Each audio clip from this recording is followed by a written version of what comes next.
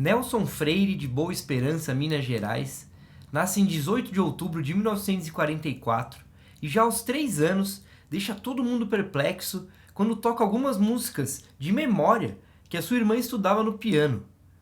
Ele já com 12 anos estava entre os 10 melhores do mundo e a partir daí sua carreira foi meteórica. Ele foi considerado um dos maiores pianistas do século XX, não só do Brasil, como de todo o mundo. Vem comigo que eu vou te contar hoje sobre a vida desse gênio brasileiro. Mas antes, quero pedir para você curtir esse vídeo, deixar um comentário com perguntas ou sugestões para novos temas e também se inscrever no canal. Não esquece também de compartilhar com os amigos se você gostou do conteúdo. Então vamos lá. Os principais professores do Nelson Freire foram a Nise Obino e a Lúcia Branco. A Lúcia Branco foi discípula de um aluno do Liszt. Então, para você ter noção, né? A linha de tradição aí, a linha sucessória, onde estava o Nelson Freire. Então, uma aluna, né, um discípulo do Liszt, que foi um dos maiores pianistas da história, né? Em 1957, então, o Nelson Freire participa de um concurso, né, que foi o Concurso Internacional de Piano do Rio de Janeiro.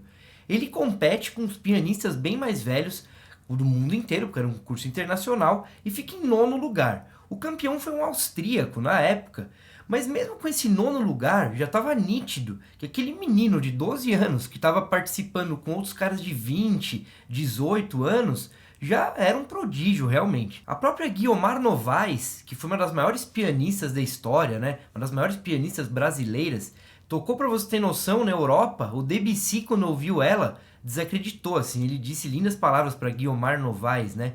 Então, quando ela ouviu o Nelson Freire tocando, ela disse, nossa, olha o nosso Rubinsteinzinho aí. Rubinstein é um dos maiores pianistas que já teve também, né? Na final desse concurso, ele tocou o concerto número 5 do Beethoven para piano e orquestra. Ele tocou o movimento Allegro desse concerto.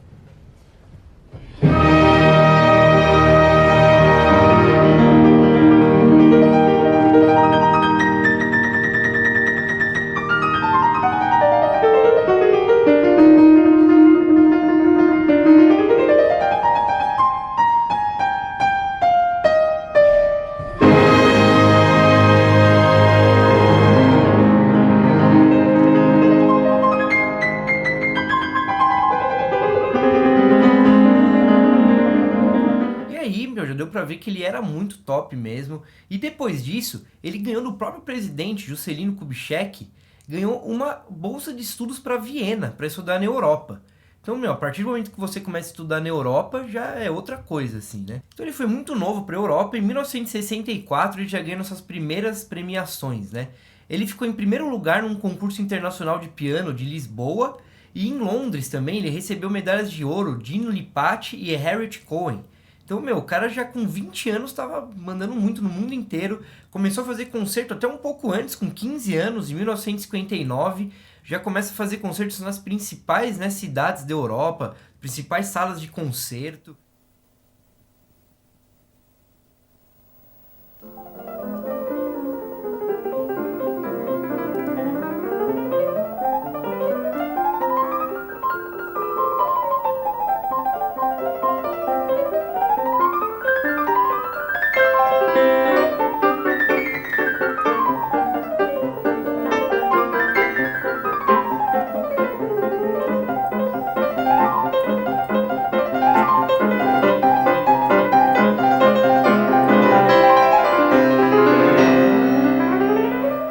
A carreira dele só foi cada vez crescendo, né? É impressionante como o Nelson Freire, no início ele já era, insano, assim, já tocava muito, você viu aqui no vídeo que eu mostrei, e depois ele só foi melhorando, sabe? Ele foi ficando mais velho, ele foi ficando mais delicado no piano, tendo mais possibilidades de expressividade, de dinâmica.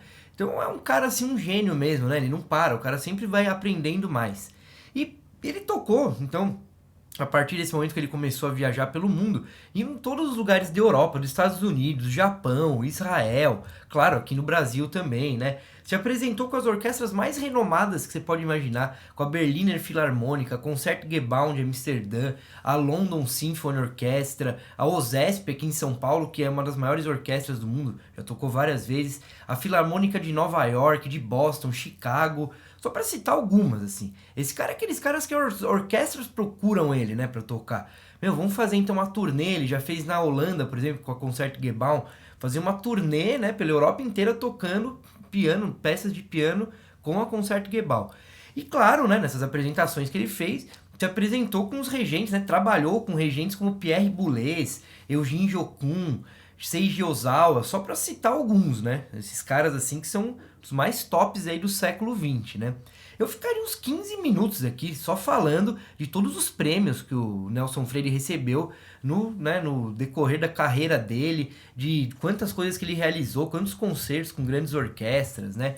Então hoje é só para você ter uma ideia de quem foi esse cara, que faleceu, né, um pouquinho agora antes de eu fazer esse vídeo. Estou fazendo até em homenagem a ele. O Nelson Freire, né, é engraçado que ele era apaixonado pelo público, né? Ele adorava se apresentar mesmo e ele não gostava de gravar. Então eu falei um monte de coisa que ele se apresentou, que ele tocou com um monte de gente, mas até meados assim dos anos 80, até anos 90, assim, ele gravava muito pouco, né? E as gravações, a maioria que tinha dele, eram gravações de algumas apresentações ao vivo. E aí você conseguia, perceber, tem uma no Teatro do Rio, né, que ele fez, sensacional, 1980, lançou. E, nossa, essa gravação é sensacional, é meio difícil achar, mas é muito bonita, assim, né, de ouvir.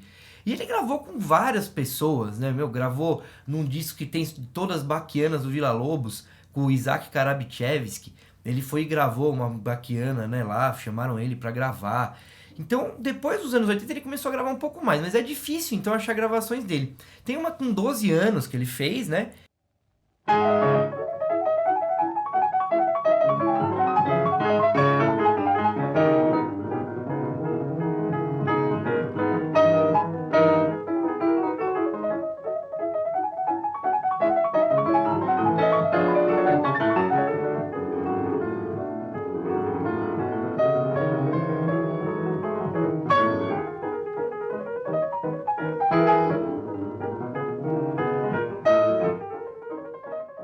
E tem uma que dá pra achar que é sensacional, que são os prelúdios de Chopin, né? Ele sempre tocou muito bem Chopin, o Nelson Freire, e ele faz esse prelúdio de Chopin, assim, uma das melhores gravações que tem, sem ideia mesmo. Aí a partir dos anos 90 ele começa realmente a gravar todos os grandes músicos aí que existiram, né? Ele começa a gravar Beethoven, Liszt, Debussy e vários outros aí, Schumann, né, Schubert, os maiores do piano, sempre fazendo, né, assim, coisas, que beiram a perfeição realmente, com muita, né, emoção, com muito sentimento.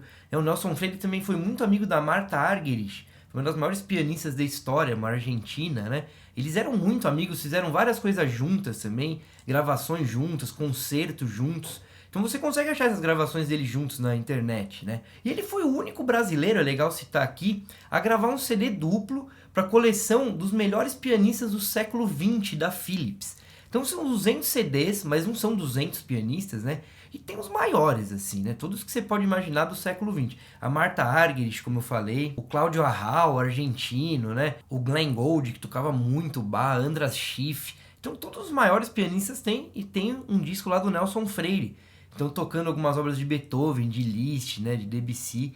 Então o cara realmente, como eu tô mostrando aqui, foi um cara top mesmo, né? Provavelmente o maior pianista aí que o Brasil já teve, pelo menos o mais reconhecido. Ele ganhou medalhas na França, sabe, de honra, recebidas pelo presidente mesmo, né? Alguém que se destaca na cultura francesa. Então, pra você ter noção, né, do nível do Nelson Freire que ele foi. Existe um documentário, né? Então, sobre a carreira dele toda, sobre a vida dele inteira, que quem fez foi o João Moreira Salles. E ficou muito legal, então vale muito a pena você ir atrás, para conhecer um pouco melhor sobre esse grande músico. Então esse documentário ele conseguiu passar bem legal a vida dele, tem muitas coisas falando com ele, entrevistas com ele, né, com o próprio Nelson Freire.